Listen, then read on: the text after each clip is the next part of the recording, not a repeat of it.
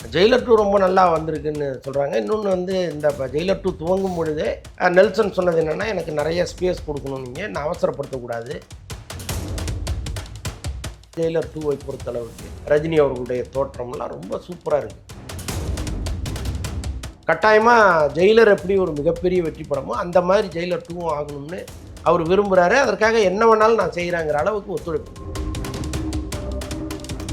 கட்டாயமாக அனிருத்துக்கு ஒரு கடமை இருக்குது. இன்னொன்று வந்து ரஜினி சார் படம்னாலே நான் இப்படி தான் மியூசிக் போடுவேன்னு அவர் ஒரு ஃபார்முலா உருவாக்கிட்டார். மற்ற படங்களை விட ரஜினி படத்துக்கு எக்ஸஸாக தான் அவர் அடிச்சுக்கிறார். வருங்கால முதலமைச்சர் சிவகார்த்தின்னு வந்து சொல்கிறாங்க, அதில் அப்படி கை வச்சுட்டு போகிறாரு. சிகர்கள் எல்லாத்தையும் கற்றுவாங்க. அது இந்த லிவிங் ஸ்டோர் படத்தில் சொல்கிறாருல, ரொம்ப கூறாண்டாங்க அப்படின்ட்டு. அது மாதிரி கூவுறதுக்கு ஒரு கூட்டம் இருக்கும், எல்லாரையும் முதலமைச்சர். அது வேற, அதெல்லாம் உண்மையாக போகிறதும் கிடையாது. அதில் நீங்கள் சந்தோஷம் அடைஞ்சிங்கன்னா அதை விட அற்ப சந்தோஷம் வேறு எதுவுமே கிடையாது. நேச்சரோட வாழ்க்கை, நல்ல ஃபியூச்சரோட investment. VLC Eden Garden, New Thambaram, just ₹3,333 per square feet. எல்லா வானிலை மாற்றங்களுக்கும் பெஸ்டா இருக்கும் இந்த ரூபிலெக்ஸ் பெயிண்ட்ஸ். மருத்துவம் முதல் பொறியியல் வரை உங்கள் கனவுகளுக்கு சரியான முகவரி Indira group of educational institutions. Call 9841385858. Holidays-nale, adu namma GT Holidays da. You know you are special when you're with GT Holidays. இந்த ஜெயிலர் 2க்கான அந்த ஹைப் வந்து நாளுக்கு நாள் அதிகமாகிட்டே தான் போகுது. இப்போ படத்துக்கான அந்த ஃபர்ஸ்ட் சிங்கிள் வந்து ரிலீஸ் ஆகிருக்கு. மக்கள் மத்தியில் ஒரு நல்ல வரவேற்பே வந்து பெற்றிருக்கு. படத்துக்கான அந்த ஹைப் எப்படி இருக்குது, படம் எப்படி வந்திருக்கு சார் ஜெயிலர் 2? ஜெயிலர் 2 ரொம்ப நல்லா வந்திருக்குன்னு சொல்கிறாங்க. இன்னொன்று வந்து இந்த ஜெயிலர் 2 துவங்கும் பொழுதே நெல்சன் சொன்னது என்னென்னா, எனக்கு நிறைய ஸ்பேஸ் கொடுக்கணும், நீங்கள் நான் அவசரப்படுத்தக்கூடாது அப்படின்னு சொல்லி தான் இந்த படத்துக்குள்ளே வந்தார். நிறைய அவர் டைம் எடுத்துகிட்டு ரொம்ப சிறப்பாக அந்த படத்தை பண்ணிகிட்டு இருக்கிறதா சொல்கிறாங்க, அந்த சம்மந்தப்பட்ட படக்குழுவினர் சொல்கிறாங்க. இன்னொன்று இந்த ஃபஸ்ட்டுங்கெல்லாம் பயங்கர ரசிக்கிற மாதிரி இருக்குது.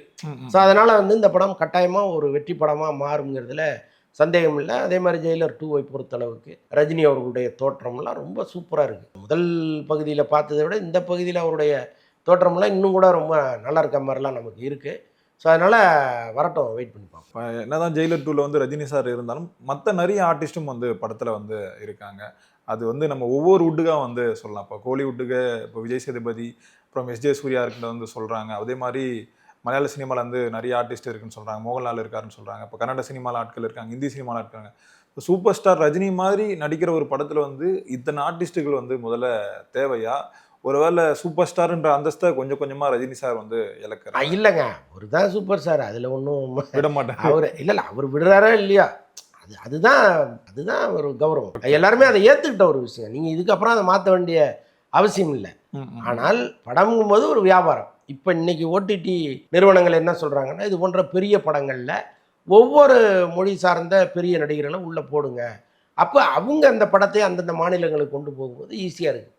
அப்போ ஓடிடி நிறுவனம் ஒரு பெரிய தொகையை உங்களுக்கு கொடுக்கும் பொழுது அவங்க சொல்கிற சில கண்டிஷன்களுக்கும் அவங்க உட்பட வேண்டியதாக இருக்குது. அதனால தான் வெவ்வேறு லாங்குவேஜ்லேருந்து பல நடிகர்களை உள்ளே கொண்டு வராங்க. இன்னொன்று பேன் இண்டியா கான்செப்ட்டுங்கிறது இப்போ வந்துருச்சு.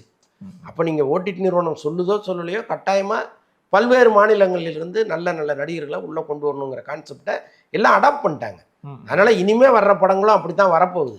அதனால் இது இவர் சூப்பர் ஸ்டார் அந்தஸ்தை இழந்துட்டார், அதனால் பல பேர் சப்போர்ட்டடாக அவர் வராரு அப்படிலாம் சொல்ல வேண்டிய அவசியம் இல்லை. பிஸ்னஸ் தானே எல்லாமே. புரியுது சார். இப்போ இந்த ஜெயிலர் 2ல் வந்து நிறைய ஒர்க் வந்து போயிட்டு தான் இருக்குது. எப்படியா இருந்தாலும் இந்த படத்தை வந்து நம்ம ஒரு பெரிய இட்டு படமாக வந்து கொடுத்துறோம்ன்றது வந்து ரஜினி சார் வந்து ரொம்பவே மும்முரம் வந்து காட்டுறாரு. ஏன்னா கடைசியாக ரிலீஸ் ஆன அந்த கூலி படம் வந்து அது வசூல் ரீதியாக நல்ல வரவேற்பை பெற்று இருந்தாலும் இந்த விமர்சனம் ரீதியாக வந்து இந்த மிக்சடாக தான் வந்தது. ஸோ அதனால் இந்த படத்தை எப்படியாவது வந்து ஒரு இட்டு கொடுத்தணுன்றதுல வந்து ரொம்பவே மும்முரம் காட்டாரா சார் ரஜினி சார்? ஆமாம்மா, இப்போ அவர் சொன்னது என்னென்னா, நெல்சனுக்கு டேட்டு கூட வந்து ஒரு நெருக்கடியெலாம் அவர் கொடுக்கல. இப்போ ரஜினி சாரை பொறுத்தளவுக்கு அடுத்தடுத்து படங்கள் பண்ணிகிட்டே இருக்கார். அப்போ ஒரு நல்ல ஸ்பேஸ் அவருக்கு கொடுக்குறாரு, கூப்பிடும் பொழுதெல்லாம் வராரு. ஸோ அந்த அளவுக்கு வந்து அவர் இந்த படத்தின் மீது பெரிய நம்பிக்கையை வச்சுருக்காரு. கட்டாயமாக வந்து கூலியை விட இந்த படம் ஒரு மிகப்பெரிய ஹிட் ஆகணும். ஏன்னா கூலி வந்து செட்பேக் தான் வரும். நீங்கள் அது பெரிய லாபம் வசூல் இப்போ வெற்றி கிட்டின்னு சொல்கிறீங்க, அதெல்லாம் பெருசாக இல்லை. அவர் எதிர்பார்த்த அளவுக்கு எதுவுமே இல்லை அந்த படத்தில். ஸோ அப்படி இருக்கும் பொழுது கட்டாயமாக ஜெயிலர் எப்படி ஒரு மிகப்பெரிய வெற்றி படமோ அந்த மாதிரி ஜெயிலர் 2வும் ஆகணும்னு அவர் விரும்புகிறாரு. அதற்காக என்ன வேணாலும் நான் செய்கிறாங்கிற அளவுக்கு ஒத்துழைப்பு கொடுத்து. சார் இப்போ அதே மாதிரி இந்த ஜெயிலர் 2 இந்த ஓடிடி வந்து சரியான ஒரு பிஸ்னஸ் வந்து நடந்திருக்கிறதா வந்து சொல்கிறாங்க. தமிழ் சினிமாவில் இது வரைக்கும் எந்த ஒரு படம் பண்ணாத அந்த கலெக்ஷனை வந்து பண்ணதா வந்து சொல்கிறாங்க. அது உண்மைதானா சார்? ஏன்னா 170 கோடி வரைக்கும் சொல்கிறாங்க. இல்லைங்க, அதில் நிறைய மாற்று கருத்துக்கள் இருக்குது. என்னென்னா ஓடிடி நிறுவனங்கள் பொறுத்தளவுக்கு தமிழ் படத்துக்கு 120 கோடி ரூபா தான் ஹையஸ்ட் சீலிங்கே. யார் நடித்த படமாக இருந்தாலும் சரி, அதுக்கு 120 கோடி தான்.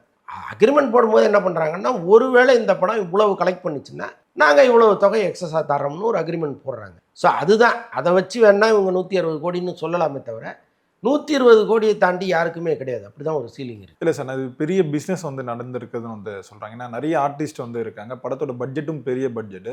ஸோ இதனால் வந்து இந்த 160 கோடி தான் வந்து ஆல்மோஸ்ட் கன்ஃபார்ம் அப்படின்னு சொல்கிறாங்களே சார். அதுக்கு இல்லை ஓடிடி வந்து 160 கோடிங்கிறதுல பல சந்தேகங்கள் இருக்குது. ஆனால் மற்ற ஏரியாவில் இப்போ ஹிந்தி மார்க்கெட்டு, இப்போ அதே மாதிரி வந்து தமிழ், தெலுங்கு, கன்னடா, மலையாளம் எல்லா லாங்குவேஜ்லையும் தானே ரிலீஸ் பண்ண போகிறாங்க. அப்போ அந்தந்த ஏரியாக்களில் ஏற்கனவே ஜெயிலர் எவ்வளவு வசூல் பண்ணியிருக்கோ அதுக்கேற்ற மாதிரி பிஸ்னஸ் பண்ணியிருப்பாங்க. அப்போ எல்லா ஊர்கள்லையும் மிகப்பெரிய வெற்றி பெற்ற படம் தானே அது. அப்போ அந்த கலெக்ஷன் இப்போ கேரளான்னா எவ்வளோ கலெக்ட் பண்ணியிருக்கு, அதை விட ஒரு 2 கோடி ரூபா அதிகமாக கொடுக்கும். ஸோ அப்படி தான் வந்து இவங்க பிஸ்னஸ் பண்ணியிருக்கலாம். ஒருவேளை ஜெயிலர் பார்ட் 1 விட பார்ட் 2 அதிக பிஸ்னஸ் ஆகிருக்கலாம். ஸோ இப்போ அந்த ஜெயிலர் படத்துக்கு பெரிய ப்ளஸ்ஸாக இருந்தது வந்து அனிருத் அவருடைய இந்த இசை தான் சார். அதே மாதிரி இந்த ஜெயிலர் 2க்கு வந்து இந்த இசை வந்து ரொம்ப நல்லா இருக்கணும் அப்படின்னு சொல்லிட்டு ரஜினி சார்கிட்ட வந்து ஒரு அன்பு கட்டளை வந்து அனிருத் சாருக்கு வந்து போனதா கேள்விப்பட்டோம். ஏன்னா இப்போ சமீபத்தில் அந்த DC படம் ரிலீஸ் ஆகியிருந்து அதுக்கு அந்த படத்துக்கு பெரிய ப்ளஸ்ஸாக இருந்தது அனிருத் அவருடைய இசை தான். இந்த அன்பு கட்டளைக்கு வாய்ப்பு இருக்குமா சார்? இல்லைங்க, அப்படிலாம் ரஜினி சார் போய் ஒருத்தட்ட இது மாதிரி நல்லா போட்டு கொடுப்பா அப்படின்லாம் அவர் கேட்க மாட்டார். கதை கேட்பார், நடிப்பார், அவ்வளோதான். அதுக்கப்புறம் அவங்களுடைய திறமை அது. இப்போ நெல்சன்ட்டே இப்போ ஒரு முறையும் உட்காந்துட்டு என்னப்பா நல்லா வந்திருக்கான்னு அவருடைய ஸ்டேட்டஸுக்கு கேட்க முடியுமா? எவ்வளோ பெரிய ஆள் அவர். ஸோ அதனால் அப்படியெல்லாம் வந்து நம்ம அவரை நினைக்க வேண்டாம். கட்டாயமாக அனிருத்துக்கு ஒரு கடமை இருக்குது. இன்னொன்று வந்து ரஜினி சார் படம்னாலே நான் இப்படி தான் மியூசிக் போடுவேன்னு அவர் ஒரு ஃபார்முலா உருவாக்கிட்டார். மற்ற படங்களை விட ரஜினி படத்துக்கு எக்ஸஸாக தான் அவர் அடிச்சிருக்கிறார். ஸோ அதனால் வந்து இவர் சொல்லித்தான் அவர் செய்யணுங்கிற அவசியம் கிடையாது. கட்டாயமாக சூப்பராக பண்ணியிருப்பார். Okay sir. இப்போ ஒரு பக்கம் வந்து இந்த ஜெயிலர் 2 படத்தில் வந்து ரஜினி சார் நடிச்சிட்டு இருக்காரு. அப்புறம் தர்மன் படத்தில் வந்து நடிச்சிட்டு இருக்காரு. தமிழ் சினிமாவுக்கு வந்து ஒரு 51 வருடம் வந்து ஆகிடுச்சு. ஆனால் இப்போ வரைக்குமே ரஜினி சாருக்கு வந்து அந்த தமிழ் சினிமா சார்பாக ஒரு விழா வந்து எடுக்கவே இல்லை. தொடர்ந்து வந்து வலைபேச்சில் வந்து சொல்லிட்டு இருக்கீங்க. என்ன காரணம் சார் அந்த விழா எடுக்காமல் இருக்கு? இல்லை, அந்த விழாவை எடுப்பதற்கு தமிழ் திரையுலகத்தினர் பல முயற்சிகளை எடுத்தாங்க. ஒரு புறம் அவரை நேரில் சந்தித்தும் கேட்டிருக்காங்க. அப்போவே அவர் மறுத்துட்டார். அதுக்கப்புறம் அவருடைய மகள் சௌந்தர்யாட்டையும் அந்த கோரிக்கையை முன் வச்சுருக்காங்க. அப்பாவை கொஞ்சம் கன்வின்ஸ் பண்ண முடியுமா அப்படின்னு. எல்லாருக்குமே ஒரு பெரிய ஆசை இருக்குது. ரஜினி சாரை பொறுத்தளவுக்கு அவர் என்ன நினைக்கிறாருன்னா, நம்ம பேரை சொல்லி இவங்க எதையாவது வசூல் பண்ணிட்டாங்கன்னு வைங்க. ஒன்றும் இல்லை, இப்போ வசூலுங்கிறது நான் சொல்கிறது அங்கங்கே கை நிட்டுருக்கு. ஏதாவது தவறு நடந்தால் கூட அது அவருக்கு இல்லை, ஒரு பெரிய விழா நடத்துகிறோம், அதை ஓடிடி கொடுக்குறோம், இவ்வளோ பணம் வாங்குகிறோம். அதை வேற எங்கேயாவது கொடுக்குறோம், இவ்வளோ பணம் வாங்குகிறோம். அதை வந்து இப்போ ஒரு பெரிய நிறுவனம், இப்போ கோகோ கோலா மாதிரி ஒரு நிறுவனத்துக்கிட்ட வாங்குகிறோம், விளம்பரம் வாங்குகிறோம் அப்படின்னு ஒரு பெரிய தொகையை வசூல் பண்ணி அங்கே ஏதாவது ஒரு நெகட்டிவாக ஒரு செய்தி வந்துருச்சுன்னா அது நம்ம தலையில் தான் விடியும்னா அவர் பயப்படுறாரு. ஏற்கனவே ஊரில் எது பண்ணாலும் அவர் தலையில் போட்டுடுறாங்க. ஸோ அப்படி இருக்கும்போது அவருக்கு நடத்தப்படுகிற நிகழ்ச்சியில் இப்படிலாம் ஏதாவது ஒரு பிரச்சனை வந்துருச்சுன்னா நாம் எதுக்கு அது தேவையில்லாதுன்னு அவர் நினைக்கிறார். ஸோ அதன் காரணமாக உறுதியாக வேணான்ட்டார்.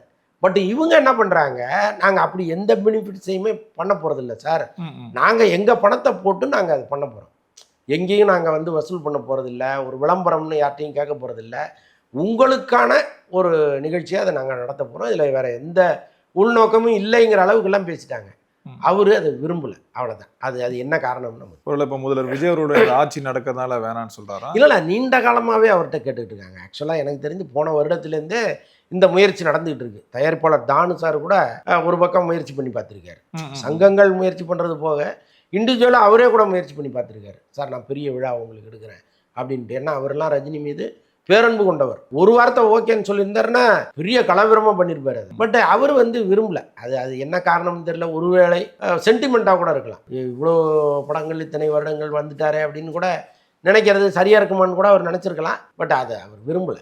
இப்போ ஜெயிலர் 2ஆக இருக்கட்டும், இல்லை தர்மன் படமாக இருக்கட்டும், இந்த படம் என்னதான் சிறப்பாக வந்திருந்தாலும் அந்த நெகட்டிவான விமர்சனத்தை பரப்புறதுக்கு வந்து விஜய் ரசிகர்கள் வந்து தயாராக இருக்கிறதா வந்து விமர்சனம் வந்து வருது.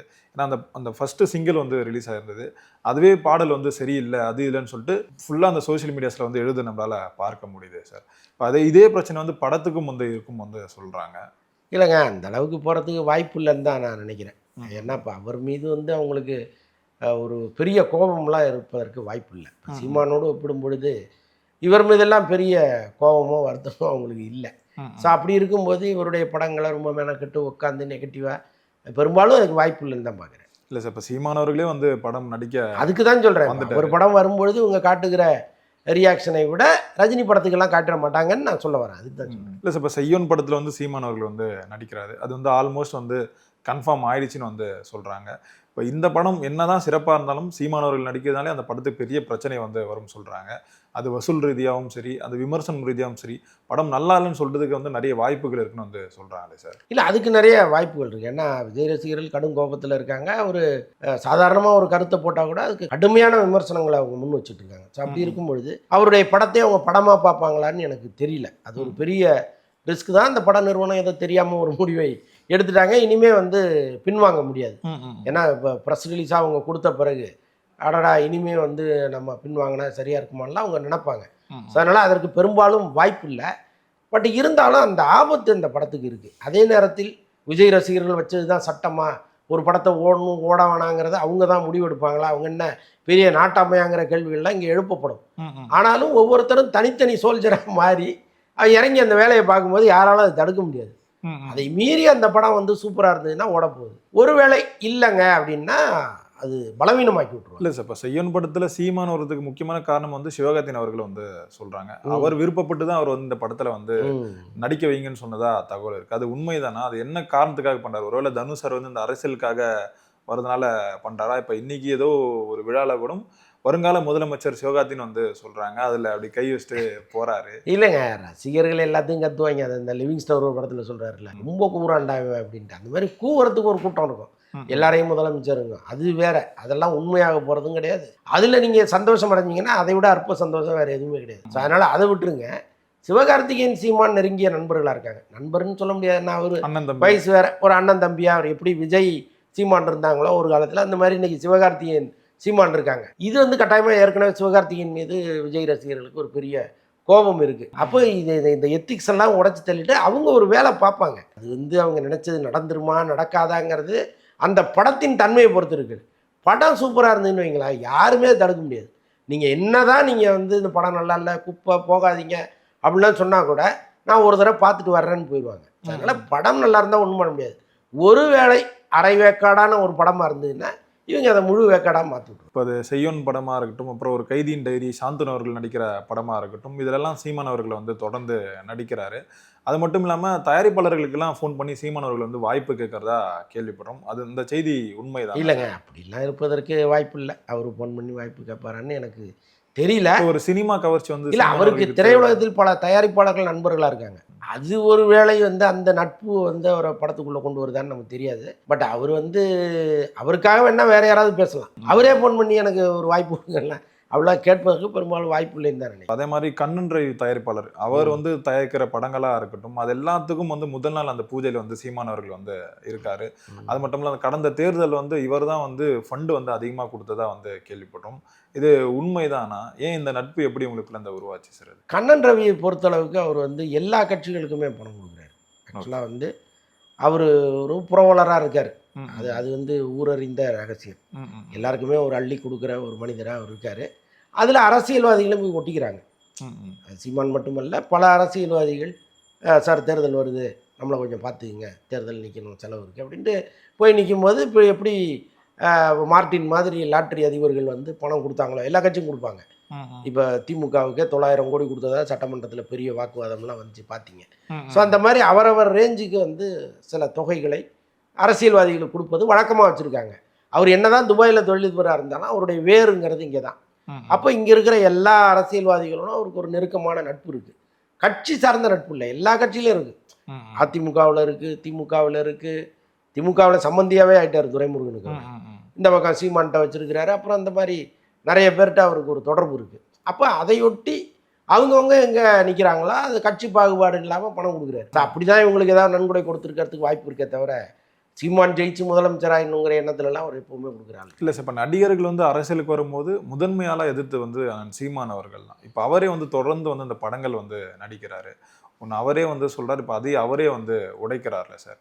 இதை நீங்கள் எப்படி? உடைக்கிறது இல்லை, அதை விட ஒரு என்னத்தை சொல்கிறது, அதை நம்ம சொன்னதை நம்மளே வந்து செய்கிறோமேங்கிற ஒரு வெக்கம் வேணும். இப்போ சினிமாக்காரன்லாம் கூத்தாடி அவனை நம்பி ஏன் நாட்டை கொடுக்குறீங்க அப்படின்னா நீங்கள் கூத்தாடாமல் இருக்கணும்ல. அப்போ நீங்கள் வந்து எல்லா படத்துலையும் டான்ஸ் ஆடிட்டு எனக்கு வந்து நான் அரசியல்வாதின்னு சொல்கிறது எப்படி சரியாக இருக்கும்? அதனால் அவரை பொறுத்த அளவுக்கு எப்போவுமே முன்னுக்கு பின் முரணாக பேசுகிறவர். அதற்கு 1000 காலனிகள் கிடக்கு. அழகாக நீங்கள் எடுத்து போட்டு கேட்டிங்கனாலே அவர் எவ்வளோ முன்னுக்கு பின் முரணா பேசியிருக்காருங்கிறது தெரியும். அது மாதிரி தான் இதுவும். அவர் பேசாமல் இருந்தால் தான் ஆச்சரியம். ஐயோ என்னடா அது இன்னும் மாற்றி பேசாமல் இருக்காருன்னு நம்ம ஆச்சரியப்படலாம். அதனால் மாற்றி பேசுகிறவர் தானே. இதெல்லாம் வந்து நம்ம சீரியஸாக எடுத்துக்கணும். அதே மாதிரி இந்த ரசிகர்கள் கூட்டத்தையும் வந்து இந்த தருதலை கூட்டம் வந்து சொல்லியிருந்தாரு. இப்போ நாம் தமிழர் இருக்க அந்த தொண்டர்கள் எல்லாம் நம்ம என்னன்னு சார் அவர் மக்களையே தருதலைகள் தானே சொல்கிறாரு. இப்போ வாக்களித்தவர்களே அதுதானே சொல்கிறாரு அவர். அப்போ ரசிகர்களை சொல்கிறதுக்கு என்ன இருக்குது? இப்போ அவருக்கும் ரசிகர் மன்றம் வைப்பாங்க. அதாவது நாம் தமிழர் இயக்கம் தனியாக இருந்தால் கூட நாளைக்கு ஒரு நடிகராக வந்து அவர் ஒரு 4 ஃபைட் பண்ணிட்டாருன்னு எங்கள் படத்தில் சீமான் ரசிகர் மன்றம்னு கூட வைப்பாங்க. ஸோ அதனால் நடிகர்களுக்கான கிரேஸுங்கிறது ஒன்று தனியாக இருக்குது. ஸோ அதனால தான் அவர் வராரு சினிமாவுக்கு. இவ்வளோ காலம் அரசியல் பண்ணிவிட்டு சினிமாக்காரங்களை கூத்தாடின்னு திட்டிவிட்டு திரும்ப அவர் சினிமாவுக்குள்ளே வரதுக்கு காரணம் இந்த கவர்ச்சி ஒன்று இருக்குல்ல, இதை வச்சு நம்ம கொஞ்சம் ஓட்டு வாங்கிட மாட்டோமா அப்படிங்கிற எண்ணத்தில் வராரு. அதற்கேற்ற கேரக்டர் அந்த படத்தில் இருந்ததுன்னா ஏதோ ஓரளவுக்கு அது செல்லுபடியாகும். இல்லை சார், சீமான் அவர்கள் நல்ல நடிகர் தானே சார், அதில் எந்த ஒரு மாற்றம் நான் இல்லைன்னு சொல்லியே. நீங்கள் பேசுகிற தமிழ் இப்போ இவர் விக்னேஷ் சிவன் படத்தில் நடித்தார் எல்லைக்கையில், ஒரு தூய தமிழ் பேசிட்டு வந்தார். மொத்த பேரும் ட்ரோல் பண்ணிட்டாங்க. அது இந்த படம் ஓடாமல் போனதுக்கு அந்த கேரக்டரும் ஒரு காரணம். நீங்கள் ஒரு படத்தில் நீங்கள் சீமானாவே வரக்கூடாது, அந்த கேரக்டர் என்னவா இருக்குங்கிறது தான் வரணும். அங்கே வந்து எங்கே உலங்கு வானூர்தி அப்படின்னீங்கன்னா சிரிச்சிருவான். நீங்கள் பெரிய போலீஸ் அதிகாரியாக இருந்துட்டு இந்த உலங்கு வானூர்தி ஒன்று சென்று கொண்டு இருந்ததே எங்கேன்னா சிரிச்சிருவான். ஆனால் நீங்கள் என்ன பண்ணுறீங்க, நான் சீமான், நான் இப்படி தான் பேசுவேன், எனக்கு இப்படி தான் நீ டைலாக் எழுதணும்னா அது எப்படி படம் ஜெயிக்கும்? புரியுதா உங்களுக்கு? அதுதான் நடக்க போகுது. இதுக்கப்புறம் அவர் வரப்போகிற படங்களையும் இப்படி தான் பேசிட்டு வரப்போகிறாரு. அது தேவையில்லாத சிக்கலை அந்த படத்துக்கே கொடுக்க போகுது. ஓகே சார், நிறைய விஷயங்களை வந்து பேசிருக்கீங்க. நேரம் கொடுத்ததுக்கு ரொம்ப நன்றி. நன்றி சார். நேச்சரோட வாழ்க்கை, நல்ல ஃபியூச்சரோட investment. VLC Eden garden, new Tambaram, just rupees 3,333 per square feet. எல்லா வானிலை மாற்றங்களுக்கும் பெஸ்டா இருக்கும் இந்த ரூபில் எக்ஸ்பிளைன்ஸ். மருத்துவம் முதல் பொறியியல் வரை உங்கள் கனவுகளுக்கு சரியான முகவரி Indira group of education institutions. Call 9841385858. Holidays-nale, adu namma GT Holidays da. You know you are special when you're with GT Holidays.